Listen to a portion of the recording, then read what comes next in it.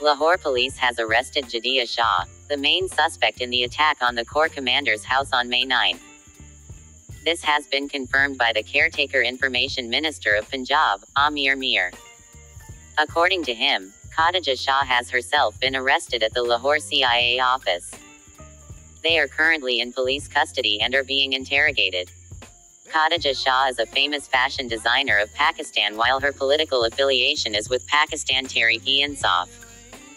She is the granddaughter of former Pakistan Army Chief General Asif Nawaz Janjwa and the daughter-in-law of former Federal Finance Minister Salman Shah.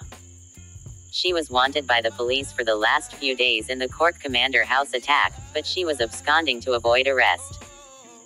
After the arrest of Chairman Tehreek-e-Insaf Imran Khan on May 9, when PTI workers held protests across the country, Khadija Shah also participated in the protests in Lahore.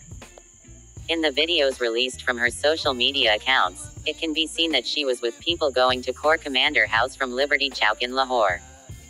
Police are using geofencing to arrest anyone who was in Corps Commander's house at the time. Police raided fashion designer Khadija Shah's house in Lahore Kant to arrest her, but she was not present at home. The police had detained Salman Shah and Khadija's husband Jahan Zeb, but Salman Shah was later released, but her husband is still in police custody.